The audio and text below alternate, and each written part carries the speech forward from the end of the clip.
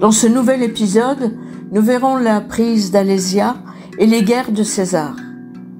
En 52 avant Jésus-Christ, Jules César remporte une victoire décisive au siège d'Alésia, où il reçoit la reddition de Vercingétorix. Après un hivernage, au cours duquel il rédige vraisemblablement ses commentaires sur la guerre des Gaules, il reprend le chemin de la guerre en 51 avant Jésus-Christ. Après avoir étouffé les derniers foyers de révolte, César affirme la souveraineté de Rome sur les territoires de la Gaule situés à l'ouest du Rhin. Selon Velleius Paterculus, en 9 campagnes, on en trouverait à peine une où César n'aurait pas mérité le triomphe. Il massacra plus de 400 000 ennemis et en fit prisonnier un plus grand nombre encore. Pour Plutarque, la conquête de la Gaule fut l'une des plus grandes victoires de Rome et place son commandant César au rang des plus illustres généraux romains, tels les Fabius, les Metellus, les Scipion. En moins de 10 ans qu'a duré sa guerre dans les Gaules, il a pris d'assaut plus de 800 villes. Il a soumis 300 nations différentes et combattu en plusieurs batailles rangées contre 3 millions d'ennemis, dont il a tué 1 million et fait autant de prisonniers. Tandis qu'il termine son mandat de proconsul, César prépare son retour à Rome par la conquête de l'opinion romaine. Il répond aux critiques sur sa conduite de la guerre par la publication de ses commentaires sur la guerre des Gaules, sobre mais calculateur compte rendu, où il se présente à son avantage. En 51 avant Jésus-Christ, il annonce la construction d'un magnifique et nouveau forum, financé par le butin des Gaules, sur lequel est érigé le temple dédié à Vénus Génitrix, dont il est censé descendre. L'objectif de César est maintenant de se présenter aux élections de 50 avant Jésus-Christ pour un second consulat en 49 avant Jésus-Christ, conformément à la loi qui impose un intervalle de 10 ans entre chaque consulat. Pour éviter l'attaque en justice que lui a juré Caton et qui l'empêcherait de faire campagne, il lui faut conserver son mandat de proconsul en Gaule, et être candidat malgré son absence de Rome. Mais c'est sans compter sur l'opposition des optimates qui cherchent à faire obstruction. À Rome, les conservateurs, désormais ralliés à Pompée, cherchent à tout faire pour empêcher le projet de candidature de César. En 50 avant Jésus-Christ, César mène sa politique à distance depuis la Gaule cisalpine, où il campe ses troupes depuis la fin de la révolte en Gaule. Depuis le nord de l'Italie, il manœuvre pour faire élire Marc-Antoine au poste de tribun de la plèbe pour l'année suivante. Soldant les dettes du tribun de la plèbe Curion, il fait en sorte qu'il lâche Pompée et qu'il passe de son côté. Enfin, César neutralise un de ses consuls, Lucius Aemilius Paulus, en lui versant les fonds nécessaires à la réfection de la basilique Emalia sur le forum. Malgré ces dispositions, César échoue à faire élire son lieutenant, Servius Sulpicius Calba, candidat au consulat pour 49 qui est battu. Les consuls élus sont alors Lucius Cornelius Lentulus Crus et Caius Claudius Marcellus, qui lui sont farouchement hostiles. Les conservateurs s'activent eux aussi pour fragiliser la position de César auprès de ses propres fidèles et prennent des contacts avec Titus Labienus, le meilleur lieutenant de César, qui s'était illustré à la bataille de Lutèce et à Alésia. À la fin de l'année 50 avant Jésus-Christ, les premières passes d'armes restent dans la voie légale et se déroulent au Sénat. Le tribun Curion propose que Pompée et César licencient simultanément leurs troupes. Les consuls s'y opposent. Le Sénat décide que Pompée et César envoient chacun une légion pour préparer la guerre contre les Parthes. Pompée choisit la première légion, qu'il avait prêtée à César. César renvoie la 15e et doit se dessaisir ainsi de 2 légions. Il en conserve néanmoins 9, dont une l'accompagne en Gaule cisalpine, tandis que les autres hivernent en Gaule. Pompée envoie ces 2 légions prendre leur quartier d'hiver en Italie du Sud. En chemin, leurs officiers se livrent à un intense travail de désinformation, affirmant que César était devenu odieux et détesté par ses soldats, et induisent Pompée à le sous-estimer. Toujours par l'intermédiaire de Curion et Marc-Antoine, désormais tribun, César tente une nouvelle proposition.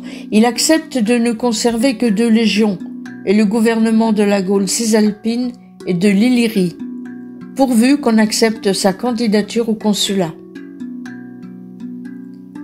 Malgré la recherche d'un compromis par Cicéron, Caton refuse qu'un simple citoyen impose ses conditions à l'État. Le nouveau consul, Lentulus, s'emporte et fait expulser du Sénat Curion et Marc-Antoine. L'historien Velleius Paterculus accusera Curion d'être responsable de cette rupture, tandis que Appienne présentera Marc-Antoine comme l'initiateur de la dispute. Selon Plutarque, c'était donner à César le plus spécieux de tous les prétextes, sans prendre aux tribuns de la plèbe les représentants sacro-saints du peuple. Le Sénat décrète que César doit abandonner son poste de gouverneur et revenir à Rome en simple particulier. César peut se présenter comme la victime de l'acharnement des conservateurs et comme le défenseur des tribuns de la plèbe. Prenant l'initiative de l'illégalité, il décide le 11 janvier 49 avant Jésus-Christ de pénétrer en armes en Italie et franchit le Rubicon, rivière marquant la frontière entre l'Italie et la Gaule cisalpine. Plutarque et Suétone mettent en scène ce tournant historique et attribuent à César la citation « Alea jactaes », le sort en est jeté, signifiant qu'il tentait la destinée. Pour César, il n'y a plus que 2 issues, la mort et le déshonneur, ou la victoire et le pouvoir. Il mise sur l'audace et la rapidité de ses déplacements militaires et sur l'expérience et la fidélité de ses légions, et se démarque des atrocités de la précédente guerre civile par sa politique de clémence, n'exerçant ni proscription ni représailles. De janvier 49 avant Jésus-Christ à août 47 avant Jésus-Christ se produisent le franchissement du Rubicon, la bataille de Dyrrhachium, la bataille de Pharsale, Alexandrie et la bataille de Zéla. César prend le port de Rimini et progresse rapidement vers Rome sans rencontrer de résistance et ajoute à ses forces les 3 légions que Pompée avait commencé à lever. Pompée récupère des troupes à Capoue et se replie sur Brindisi, d'où il écrit à tous les gouverneurs de province de mobiliser contre César. Les consuls Caton, Bibulus et même les sénateurs modérés, comme Cicéron, fuient en hâte, rejoignent Pompée à Brindisi et s'embarquent pour Dyrrhachium en Épire. Sans flotte, César ne peut les poursuivre. Pendant les quelques jours qu'il passe à Rome, il rassure les sénateurs restés sur place, offre au peuple une distribution de blé, promet un don de 75 deniers à chaque citoyen et accorde la citoyenneté romaine aux habitants de la Gaule cisalpine. Après ça, le peuple le fera désigner dictateur. Assuré du soutien de l'Italie, il confie la gestion de Rome à Lépide et envoie Curion s'emparer de la Sicile et de la Sardaigne, garantissant le ravitaillement de Rome en blé. Il libère l'ex-roi juif Aristobule II afin de l'envoyer en Syrie avec 2 légions et empêcher Pompée de mobiliser des troupes. Mais les partisans de Pompée empoisonnent Aristobule. C'est alors que César décide de se rendre en Espagne pour mettre hors d'état de nuire les 7 légions que Pompée possède encore à l'ouest.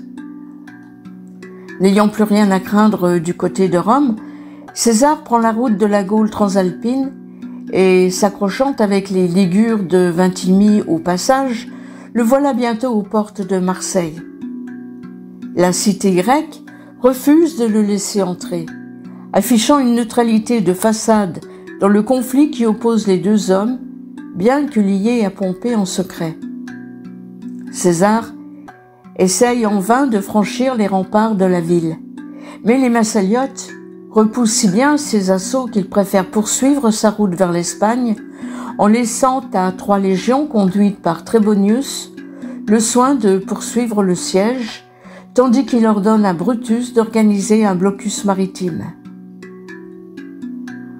Quand l'année 49 avant Jésus-Christ se termine, César est maître de l'Italie, des Gaules et des Espagnes, mais ses lieutenants ont subi des revers. Curion s'est fait tuer en Afrique, Gaius Antonius a été fait prisonnier en Illyrie, et son meilleur lieutenant, Titus Labienus, a rejoint le camp de Pompée, qui a levé une armée sur les provinces d'Orient et les royaumes alliés de Rome. La flotte pompéenne contrôle l'Adriatique, prête à débarquer en Italie. L'année suivante, en janvier 48 avant Jésus-Christ, César est élu consul, poursuivant sa stratégie fondée sur l'initiative et la rapidité de mouvement. Il prend un risque considérable en traversant l'Adriatique pendant l'hiver et surprend Pompée en Épire. Mis en difficulté lors du siège de Dyrrhachium, où il a enfermé Pompée pendant 4 mois, César doit se replier, attirant Pompée en Thessalie. En août 48 avant Jésus-Christ, poussé par son entourage, Pompée accepte la bataille rangée. Malgré l'avantage du nombre, il est battu à Pharsale. Cicéron et Brutus se rendent à César, qui les accueille chaleureusement. Caton et Labienus fuient en Afrique, Pompée se réfugie en Asie, puis à Chypre, d'où il gagne l'Égypte, pensant trouver de l'aide chez le jeune pharaon dont il avait autrefois protégé le père. César parvient à Alexandrie début octobre 48, où il trouve horrifié le corps de Pompée, assassiné sur l'ordre du jeune Ptolémée XIII. César passe l'hiver 48-47 à Alexandrie, et la guerre s'engage alors entre Ptolémée et César. Ce dernier n'a qu'un faible effectif et doit mener un combat difficile. Lors d'un engagement dans l'île de Pharos, il est même obligé de fuir à la nage et d'abandonner son lourd manteau d'impérator, aussitôt récupéré par son adversaire qu'il érige en trophée. Il sort vainqueur de l'affrontement en mars 47 et détrône le jeune souverain au profit de Cléopâtre VII et du plus jeune de ses frères. D'Égypte, César se rend en Asie en juillet et août 47 avant Jésus-Christ, afin de réprimer Pharnace II, fils de l'ancien roi du Pont, Mithridate, qui a profité de la guerre civile pour reconquérir des territoires et réaffirmer son autorité. Le 5e jour de son arrivée, en 4 heures de combat et en une seule bataille, la bataille de Zéla, César écrase et détrône Pharnace. À cette occasion, il écrit au Sénat ces mots célèbres « Veni, vidi, vici » pour exprimer la facilité avec laquelle il était venu à bout de son adversaire. De retour en Italie, César doit faire face à l'insubordination des soldats cantonnés en Campanie. Il les reçoit à Rome et parvient à les ramener à l'ordre sous la menace de les licencier. Puis César passe en Afrique fin 47 avant Jésus-Christ, où il passe l'hiver. Il détruit à la bataille de Thapsus l'armée républicaine que commandent Métellus Scipion et Caton d'Utique et leur allié, le roi numide Juba Ier, en février 46 avant Jésus-Christ. Métellus Scipion et Juba meurent dans la bataille. Caton se suicide à Utique pour éviter d'être capturé. Titus Labienus se réfugie en Espagne. L'annexion de la Numidie s'ajoute aux conquêtes de César. Lorsque César revient à Rome, la paix est revenue. L'Italie n'a pas connu les atrocités des précédentes guerres civiles. Tous les écrivains loueront la clémence de César, qui a accueilli sans restriction les Pompéens qui se rendaient et n'a exercé aucune proscription contre la classe politique. César peut annoncer au peuple que l'annexion des Gaules et de la Numidie et le protectorat sur l'Égypte vont permettre d'obtenir du blé et de l'huile en abondance et définitivement résoudre les problèmes de ravitaillement de Rome. En août et septembre 46, César célèbre par un quadruple triomphe ses victoires sur les Gaules, le Pont, l'Égypte et la Numidie. La durée et le faste des cérémonies, l'énormité du butin éclipsent tous les triomphes précédents. À chaque cérémonie, César vêtu de pourpre parcourt en char la Voie lactée, suivi du butin, des captifs, des soldats qui ont toute liberté pour scander les plaisanteries les plus osées sur son compte. Pour monter au Capitole, offrir un sacrifice au temple de Jupiter Capitolin, le char de César passe entre deux rangées d'éléphants qui tiennent des flambeaux. César offre au peuple des représentations théâtrales, des courses, des joutes d'athlètes, des spectacles de chasse et de gladiateurs, des reconstitutions de combats terrestres et nautiques. Cette dernière est la première naumachie montrée à Rome. Des banquets publics réunissent plus de 200 000 convives. La vente du butin rapporte plus de 600 millions de sesterces et l'argent est distribué à flot. Les 75 deniers que César avait promis sont donnés à chaque citoyen, avec 25 deniers de plus pour compenser le retard. Les légionnaires reçoivent 24 000 sesterces chacun et des lots de terre. Les loyers de moins de 1000 sesterces à Rome et moins de 500 sesterces en Italie sont annulés. La plupart des revendications des populares sont maintenant satisfaites et César entreprend les réformes nécessaires à l'administration du monde romain. Il fait procéder à un recensement et ajuste à la baisse le nombre d'allocataires des distributions de blé. Il compense cette mesure en installant 80 000 citoyens pauvres et des soldats démobilisés dans de nouvelles colonies dans les provinces dont Carthage et Corinthe qu'il fait reconstruire. Décembre 46 avant Jésus-Christ à avril 45 avant Jésus-Christ voit l'arrivée de César en Hispanie, Espagne et la bataille de Munda. La paix ne dure que quelques mois. En 46 avant Jésus-Christ, les dernières forces du parti pompéen s'insurgent en Espagne, menées par Pompée le Jeune, fils de Pompée, et Titus Labienus. Consul pour la 4e fois, César arrive à marche forcée en Espagne en décembre 46 avant Jésus-Christ. Cette guerre est longue et sans merci, avec des exécutions de part et d'autre. César achève en avril 45 avant Jésus-Christ ses derniers adversaires à Munda, dans la bataille la plus acharnée des guerres civiles. Retardé par une maladie, son jeune neveu Octave le rejoint en Espagne malgré les dangers du trajet, geste que César apprécie hautement. Dans le dernier testament qu'il rédige, il déclare adopter Octave et le désigne comme héritier principal avec comme autre héritier Quintus Pedius, son autre neveu qui a combattu à ses côtés en Espagne. Revenu à Rome, en octobre 45 avant Jésus-Christ, César y célèbre son 5e triomphe. César commet là une erreur politique que Plutarque soulignera.